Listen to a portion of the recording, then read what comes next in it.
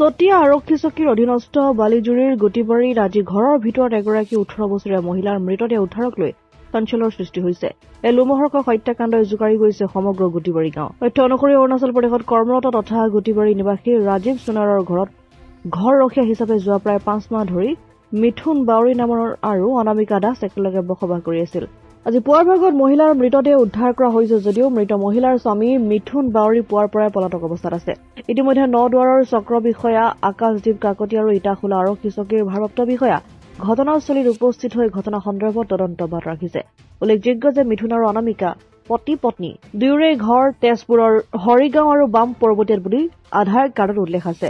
অদ্যপি ঘটনাৰ প্ৰকৃত কাৰণ জানিব পৰা হোৱা নাই। আমাৰ গুটিবাৰীত এই মানুহঘৰত এটা মহিলাৰ মৃতদেহ উদ্ধাৰ হৈছে।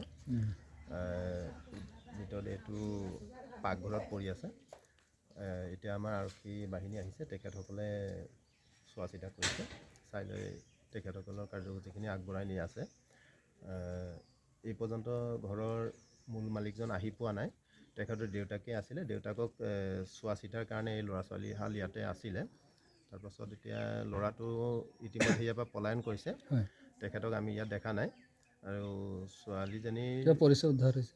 পৰিচয় তেখেতলোকৰ ছোৱালীজনীৰ পৰিচয়টো এনেই এটা আনুমানিক পৰিচয় এটা তেজপুৰৰ বুলি গম পোৱা গৈছে, আৰু ল'ৰাটোৰো তেজপুৰৰ বুলি গম পোৱা গৈছিলে।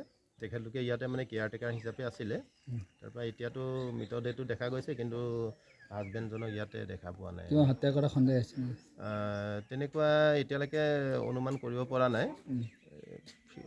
ভৱিষ্যতে সন্দেহ কৰা হৈছে। জামুগুৰি হাটৰ পৰা ৰাতুল হাজৰিকাৰ ৰিপৰ্ট, অসম আদিত্য।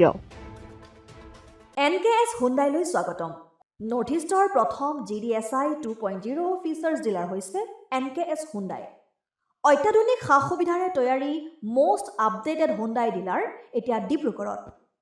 আমাৰ NKS হুণ্ডাই ডিলাৰত open sales consulted room, customer ৰুমৰ লগতে পুৰণি গাড়ীৰ এক্সচেঞ্জ ফেচিলিটিও ৰখা হৈছে। ইয়াত চেলছৰ লগতে ছাৰ্ভিচ ছেক্টৰৰ সুন্দৰ সুবিধা আছে। প্ৰয়োজনীয় সকলো এডভান্স টুলছ, হুইল বেলেন্সিং, এলাইনমেণ্টৰ অত্যাধুনিক machine, post hydraulic lift, fully train men পাৱাৰৰ লগতে nitrogen gas filling facility, fully automatic car ৱাছৰ ফেচিলিটিও আছে।